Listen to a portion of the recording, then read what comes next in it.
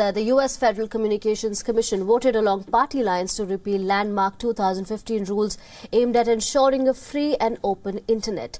This sets up a court fight over a move that could recast the digital landscape. The FCC says the move will protect consumers at far less cost to investment than the prior rigid and wide-ranging utility rules. The approval at FCC Chairman Ajit Pai's proposal marks a victory for internet service providers and hands them power over what content consumers can access.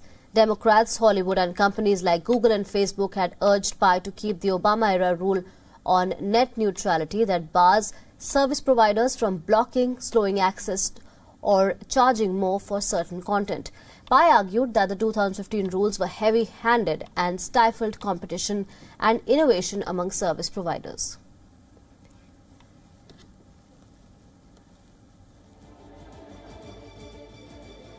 This debate, but the time has come for action. It is time for the internet once again to be driven by engineers and entrepreneurs and consumers, rather than lawyers and accountants and bureaucrats. It is time for us to act to bring faster, better, and cheaper internet access to all Americans. It is time for us to return to the bipartisan regulatory framework under which the internet flourished prior to 2015. The White House spokeswoman Sarah Sanders has said that the administration supports the FCC's efforts. So what will be the impact of the repeal of net neutrality? Some netizens have come up with their own estimates. The cost of an internet plan could rise substantially. Now that Ajit Pai's plans have gone through, users will be subjected to pay extra for high-speed access to their favorite websites or apps. This could run into hundreds of dollars per month. This will be like how you would pay for your television plan. There is a basic cost, and then on top of that, you have to pay extra for your favorite sports or news channel or that favorite movie. If it's high in definition, you pay extra again. The internet will not be treated as a utility, and the end user could end up bearing additional cost to access social media websites, video streaming services, or even a simple Google search.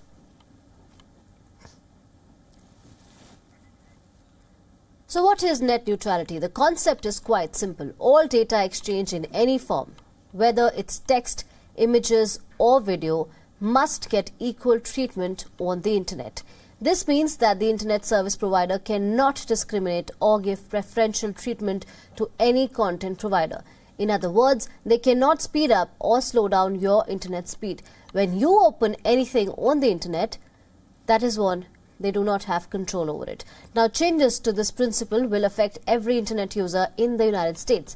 If American internet service providers get FCC's nod, which they have, they will get power to decide who fails or succeeds on the internet. This can play out in different ways. Service providers could charge you additionally to access specific websites or services, or they could even charge the companies to ensure steady and high-speed access to their content.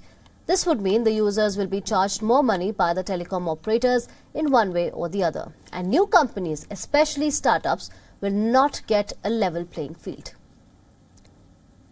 So why is the United States government pushing for a change to net neutrality rules?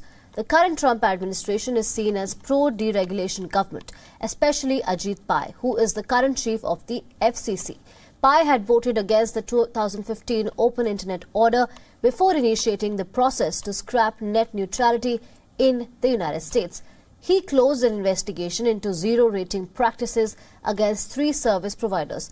Now, what zero rating is? Zero rating is a practice by internet service providers that allows users to access certain apps without spending their monthly data limits. So what about net neutrality in India?